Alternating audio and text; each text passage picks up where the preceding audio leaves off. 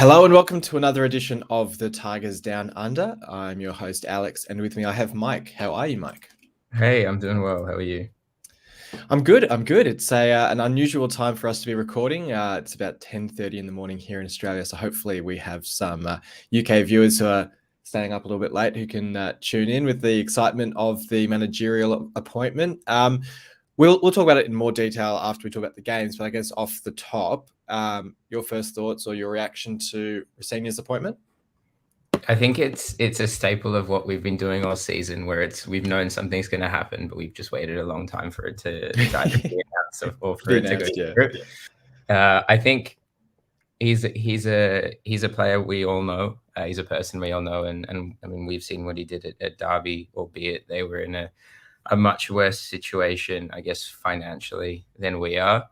But they had some good results, and I think you're the one who said you think that Rosenior has been the brains behind the Derby operation. So I'm excited. I think he'll have to prove it. He'll have to prove like his philosophy, his mentality. I mean, I think I listened to 15 minutes of the press conference, and it all sounds really positive. And it sounds like there's been some due diligence done on his part. So hopefully he can come in and him and Dawson can do something nice. Yeah, he talks the talk. We'll see if he can walk the walk, but we'll definitely talk about that more in detail shortly. But what we'll do, pretty disappointing defeats both to Blackburn and Middlesbrough. We were talking just before the episode that Blackburn game is pretty short on talking points, just because you could probably pick out any episode of this podcast this season where we've had a similar sort of 1-0 loss and replay our comments from that, and they'd all apply for the Blackburn game.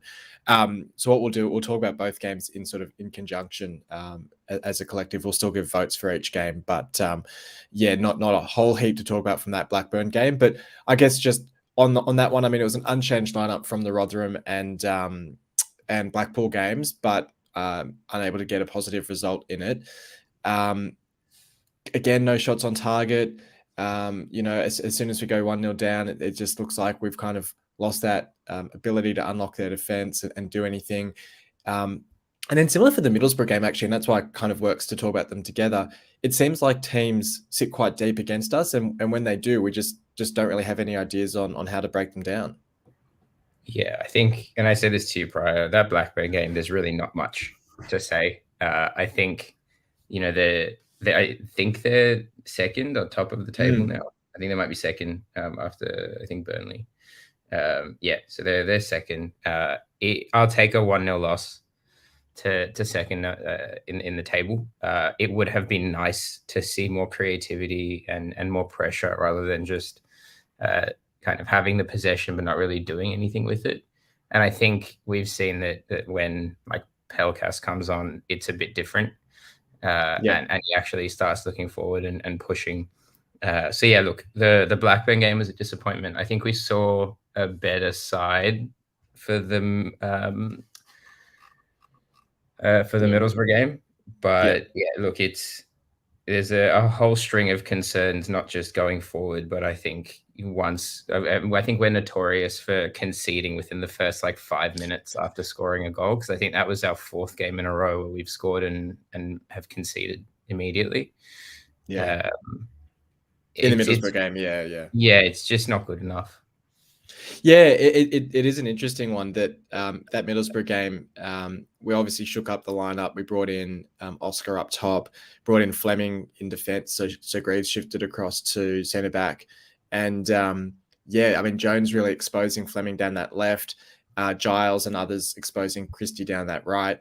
From our perspective, down our right, as you say, I mean, look, we get back into the game, like that 20-minute stretch after halftime. I thought we looked our most dangerous against Borough. Christie getting the ball in for that Oscar chance just after halftime. Christie then having a couple of shots. I mean, you could argue, is he sort of shooting on sight rather than actually looking for the best option? He does eventually get his goal, courtesy of a pretty big deflection as well. But then, as you say, we concede straight after it. And it's the third time in the last 4 games, so 3 games in a row, I guess, where we've scored and then conceded straight away. Against Rotherham at Blackpool, it happened as well. Rosenior's going to have his work cut out getting the defence in shape. Yeah, and you'd hope as a defender he has some insight, but Dawson. Dawson was sort of exactly, yeah. So Dawson was also a defender, and when he kind of stepped forward, I thought we were going to look a bit more tight at the back.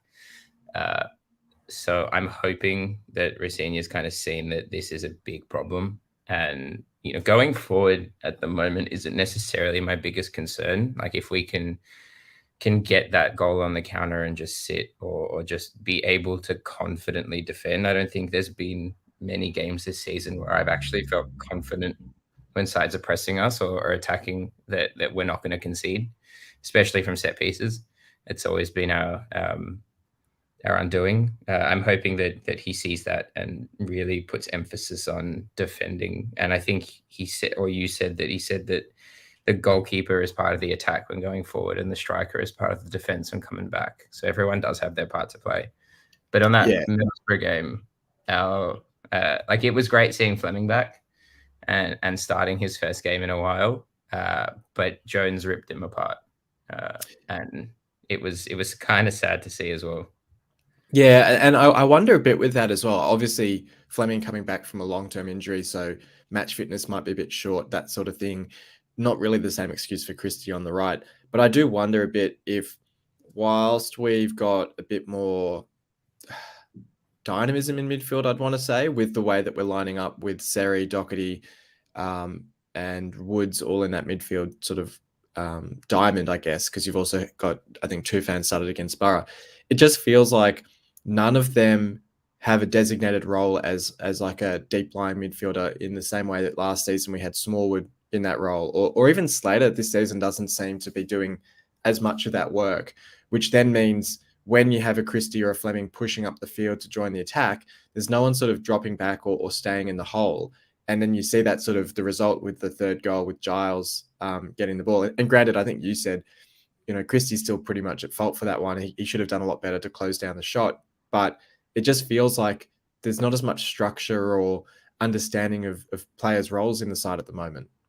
Yeah, I think that Giles goal might take a deflection off Christie, but he was still too far infield, which gave Giles all that space. But I think that's just because I think Greaves had pushed up. So it was like, do I cover the middle or do I cover the flank? And either way, someone would have got through.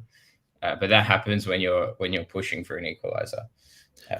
Structurally, I think we have a lot of midfielders that enjoy pushing and enjoy kind of being up front and getting in and around the box, but it means that someone has to sit back. And I just don't feel like that's been happening. Look, it's a concern. Like, it's good to see Christie getting forward, and as you mentioned, he gets his goal off a crazy deflection. But like the first goal, kind of Akpom just runs through 3 of our defenders. Like no one puts any tackle in, and then when the cross comes back in, Christie loses him. Yeah. So Woods, it kind of Akpom just floats between the two. For the second goal, it comes again from Christie's side. He doesn't close down. I think it was Lenihan. I'm not sure who heads it back in. And then the third goal as well comes from Christie's side. So he gets a goal, but he's almost been at fault for 3 goals. And it's trying to strike that balance of getting up, getting forward, but then also making sure that we're not vulnerable at the back. Yeah, and look, it's a great point on Christie, and look, I mean, it's almost the defense as a whole as well, though, because you look at Greaves's form as a centre back this season, was looking really good at left back the last couple of games, but he's shifted back to centre back this game. It just seems as if him and Figueiredo haven't worked out a solid partnership between them that works at covering players, closing down space and defending adequately. Which sort of begs the question of, if we're going to bring in natural fullbacks like Fleming and Christie or Coyle, whether Greaves needs to have a rest or a rotation out of the side, because it can't be doing anything for his confidence that every time he seems to play at centre back recently, we're conceding a lot of goals, we're not looking very sharp defensively. When in contrast, when he's playing at left back, he's actually doing quite well. Yeah, I'd keep him at left back. And then if need be during the game, I would bring Fleming on and then rotate either Figueiredo for Greaves. I don't think playing them at the same time has necessarily been a success. But whether that's something that's happening off the field that they just need to work out and just kind of communicate more, who knows? But you're right. I think he might benefit from a rest. I don't think he's missed a game. I don't think he missed a game last season either. No, I think he played every minute last season. Yeah. He got taken off around 60 in a game this season, but that was it. Yeah. So I don't question his fitness. That's not what I'm saying. I just think he needs to almost reset. Yeah. And just kind of step away. Look, I'm interested to know what kind of formation Rosenior is going to play. I'm hoping he comes in and kind of changes it up. I want us to try something new, and if it doesn't work, it doesn't work. But we at least tried it, rather than trying to stick with the same formation and kind of playing a McCann until everyone screams at him that we need to swap to a four. It was a 3 at the back. We changed. So yeah. I'm interested to know what happens. I think this is going to be a tough game, and we'll preview Millwall later, but it's going to be a tough one. Yeah, and we'll talk about Rosenior in a second, but how about we'll do, I don't know if you had votes for the Blackburn game as well. I know you said you didn't see a whole lot of it, but we'll give votes for that one first. I'll go by your judgment, Greaves, Slater, Baxter. I didn't watch enough of the game. Fair enough. To be aware of it. I have my votes for Middlesbrough, but I'll go those for Blackburn. Yeah, fair enough. Yeah, I just went Greaves because I thought, as sort of said, I mean, at left back, I think he looks a lot more solid at the moment. So I thought he was pretty much our best against Blackburn. I thought Slater in midfield was strong. It was just, I've said this before, it was one of those games that was really hard to find players to give votes to. And I thought Baxter in goal, keeping it to 1-0, had a pretty strong game, but yeah, not a whole lot to say beyond that. For the Middlesbrough game, I think we're going to be in a little bit of debate on this one, because I gave Christie the 3 votes. I totally acknowledge and accept what you were saying about him and potentially his fault for all 3 goals. I'm a little bit more of the opinion that it's more of a structural issue, and other players not necessarily playing the role or doing what was required of them to allow Christie those attacking runs. And I guess I look at the fact that Fleming was also similarly exposed on the left, that it makes me think it's more a structural issue than Christie having a poor game himself. But I totally get and accept that, for that 3rd goal in particular, probably needs to do better. That 2nd goal, the free header at the back post as well, need better positioning from the defenders as well. But still gave him the 3. I thought his ball in for Oscar's chance was brilliant. He had a couple of really good chances and got his goal as well. Pelkas the 2, I think off the bench, he's, shows why he needs to be starting pretty much every game. His attacking ability, his sort of mentality to always try and push forward with the ball, find space, find options, was really good and looked really sharp. And then 1 vote for Doherty, who I think, I've seen some comments about him recently that, we can't achieve promotion with him in the side, or he sort of found his level as sort of a mid-table championship player. I don't necessarily agree with that, because I think he's shown enough this season in glimpses that when he's playing in a side that's performing well, he actually rises to that standard. So I thought, especially even in this game where a lot of the players were struggling, I thought he was, up there as one of our best players. So I think he's certainly showing his worth in the side, and it's not a coincidence that when he came back into the side after his injury, we actually got those 2 wins. So he got my 1 vote. Yeah, all fair points. I tossed and turned with this one a lot. I've changed my order, I think 6 times. But I'm a go Seri for 3. I think this game, at least, he had that shot that could have been a 30-yard screamer. But he was always looking forward. He was always trying to pass the ball forward and tried to be that orchestrator, which I think is why we signed him.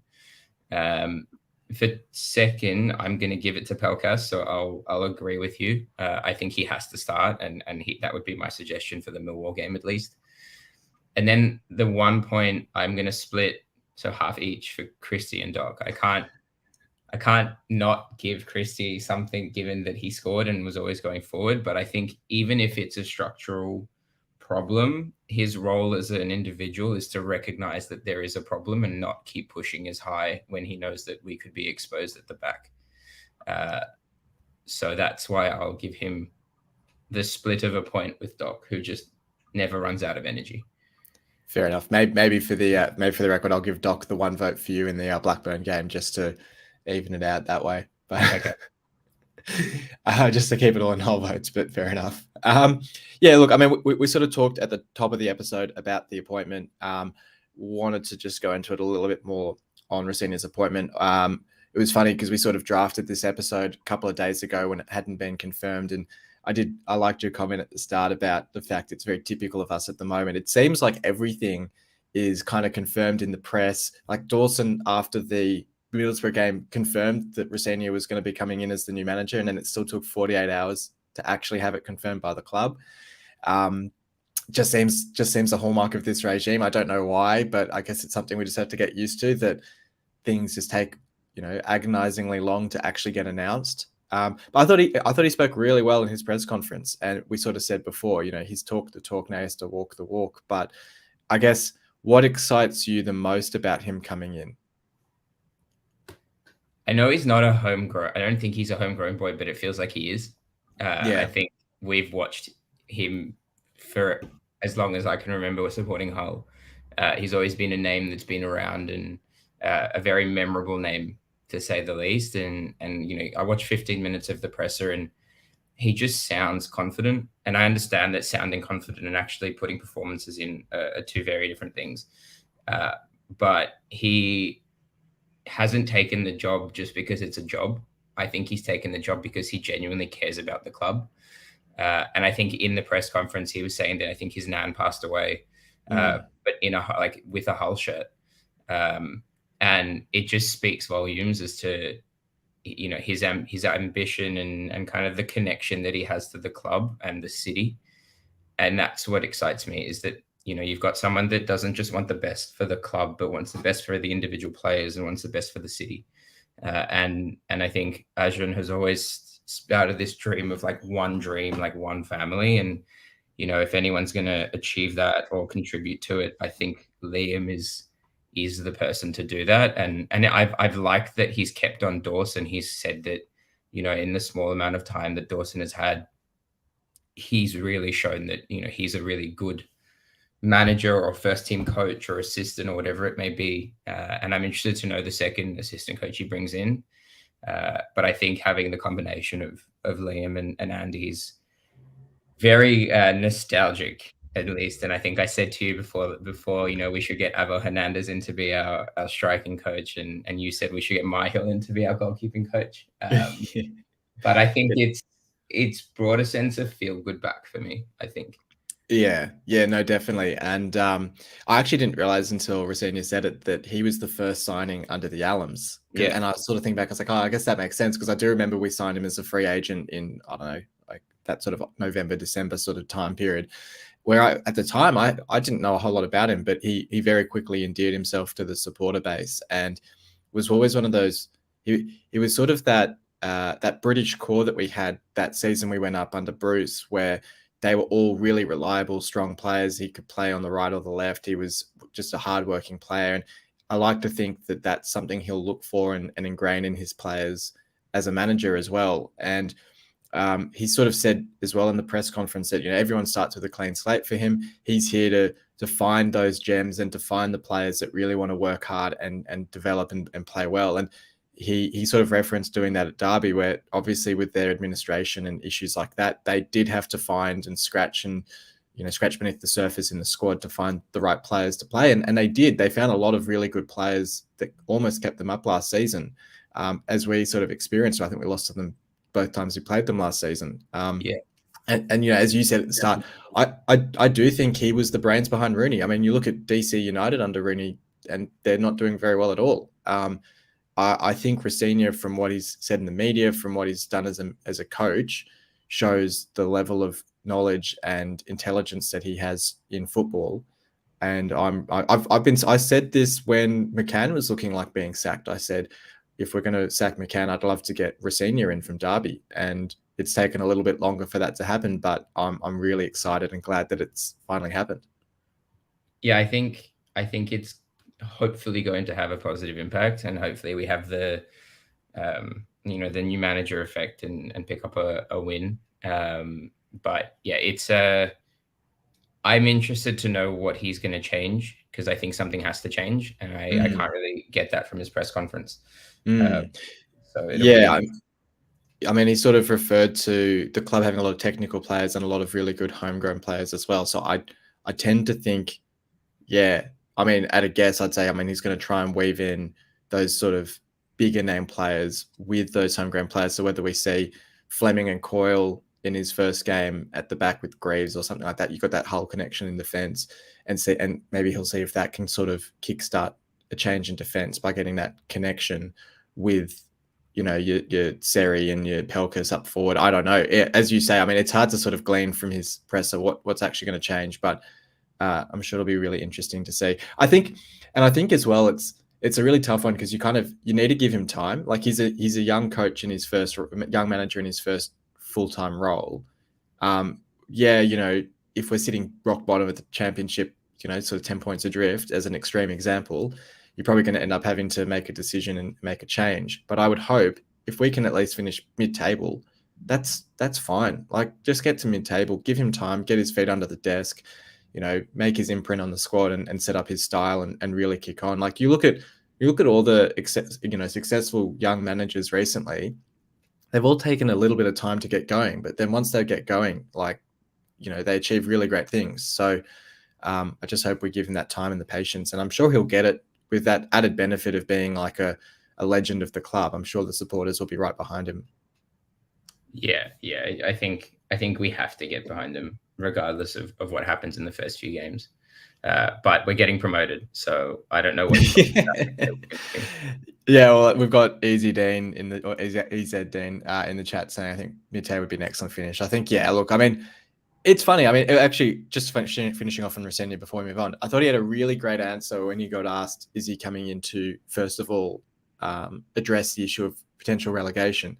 And he said, relegation battles don't start till March. You know, at this point of the season, it's about points accumulation. You win a couple of games in a row, suddenly you're 3 points off the playoffs and the narrative shifts. So we saw that narrative shift after the Rotherham win. We went, oh, we're level on points with Watford, who are going for promotion. We can still get promoted. We lose a couple of games and it's back to relegation. So I think his point is actually a really good one around. It's just points accumulation. It's not losing your heads if you lose a couple. It's not going over the top if you win a couple. It's just getting the points on the board, having that steady progress. And then you get to, you know, February, March, and you reassess on where you are and what your aims are. Yeah, for sure. Yeah. All right. Well, let's move on then. We'll do a quick round of Who Am I? And then we'll do those previews just to finish things off. So are you ready to go for the Who Am I? These always worry me. Well, I did. I don't know if you saw last week's episode. I did give Dan Liam Rosenior as his Who Am I? And he did take a little while to click. But this one, yeah, it'll be interesting to see how you go. I think it should be all right. We'll see. So the first clue is I made 50 appearances for City and I scored 13 goals. 50.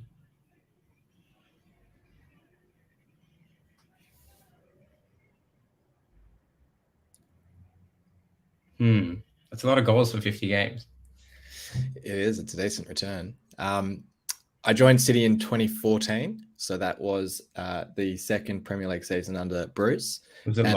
I departed in 2016. So no, because he was there for like 6 months. 6 months, yeah. Yelovich? No, not Yelovich. Yeah, no. So 2014. So that's the second season. Oh, well, I guess you're right. Like they joined in January of 2014. Yeah. But no, not Yelovich. I'll give you this next clue, and then I can give you the club he joined. He joined upon departure. Wait, Easy Dean has guessed it. Would you say it? I would.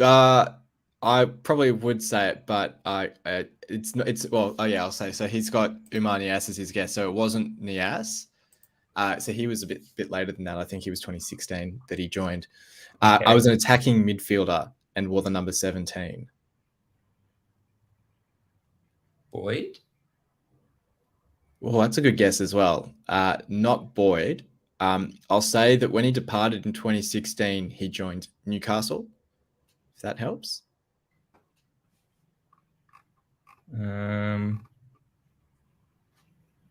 Diame? Yeah, there you go.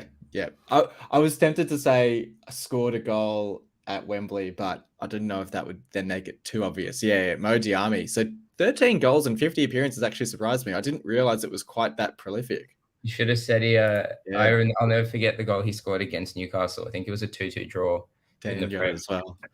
Yeah. Well, he scored on debut against West Ham. Then he scored the next week against Newcastle, and that was the game where I think Jelavic scored a screamer as well, and we went up 2-0, and then we somehow finished 2-2. And I was like, it was the most frustrating game because we scored these 2 great goals and didn't get the 3 points. I was in the hospital when that game happened, and they put because that was on Fox Sports still. They just left Fox Sports rolling for me, so I watched that game about 6 times in a week. Yeah, nice. Yeah, I remember I went to watch it at a mate's place with a Newcastle supporter, and we went up 2-0, and I was like, oh, like this is actually amazing. And yeah, then we drew the game, but all good. Good one on getting Diarmi. Cool. Okay, well, we've got the 2 games to come this week, Millwall and Cardiff. Cardiff managed by, I think it's Mark Hudson after Steve Morrison was sacked a couple of weeks ago, a month or so ago.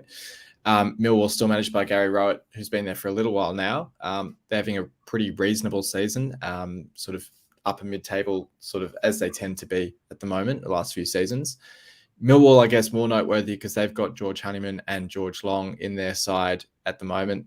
So coming up against another couple of former players after Chuba Akpom scored against us, I'm sure Honeyman will be, licking his lips to try and score against us as well. I think Millwall have won 4 of their last 5. I don't know if they actually won midweek, though. I think they drew. I think it was a 0-0 draw for them. But in pretty strong form, whereas Cardiff only have 2 wins in their last 5. So maybe the more gettable of the 2 games. But how are you feeling about these 2 fixtures? Yeah. I mean, Millwall have won 4 of their last 5 home games. I think they're a tough, really strong at home. Yeah, they're a tough team to go home to. I think they're sitting at 9th, or like they're doing pretty well in the championship this season. And it'll be a very tough test. I think we have to make some changes to the side. I think we need, like, Millwall are a very rough team, notoriously, and I think bringing someone in who's a bit tricky like Pelkas might help.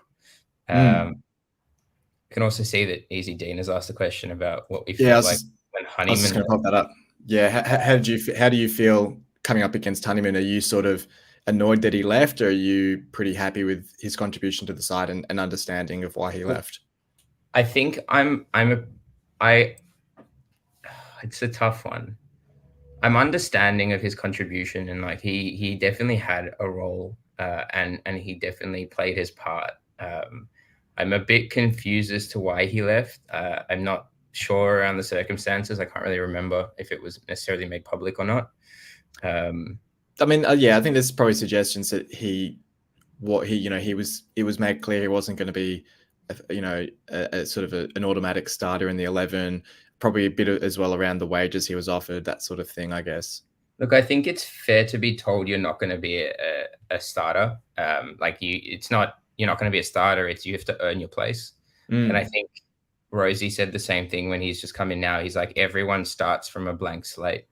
And I think we had to do that. So if he couldn't necessarily deal with that, then I'm almost happy that kind of character that kind of attitude has departed. That being said, he did great for us. He was always the one that was fighting for our club and for the ball. And I think he had a great role for us. And I think maybe the vision was to take it a step further, and maybe he just didn't align with that. And I wish him all the best. And I think he started the last game for Millwall. So I'm sure he'll start the next one as well. But it'll be interesting to come up against him. Are we just doing Millwall at the moment, or are we moving on? We can just do them together. Yeah. I think Cardiff's going to be a huge game.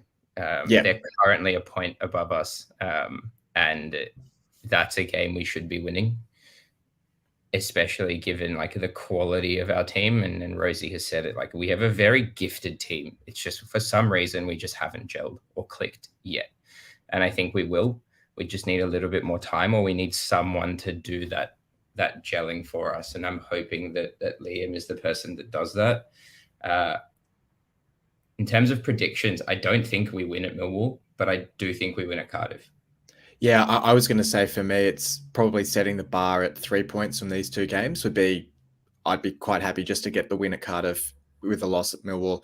I liked Rosie saying that he's actually really excited having Millwall as his first game because it sets a really good standard it's a good test for him to know where the side's at with their mentality, with his sort of ideas, and how he can get the side to gel. So I'm sort of seeing Millwall as a free hit in that sense, because I don't think we should be, you don't want to be kind of throwing 3 points away, but I don't think there's a whole lot to expect to get out of that Millwall game other than to hopefully see a better performance, better structure, hopefully 1-0 loss, or, limit the damage if we are to lose the game, start to see a bit more defensive solidity as well would be awesome to see. As you say, I mean, we've got to make changes, but we sort of said earlier, it's hard to sort of predict or guess what Rosie's going to do with the side. So we'll have to wait and see on that one.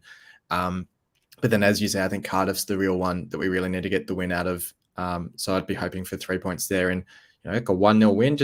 We've only had one clean sheet this season. It would be great to get another. I would love a 1-0 win. Yeah, just take that 1-0 win. I will 100% take that.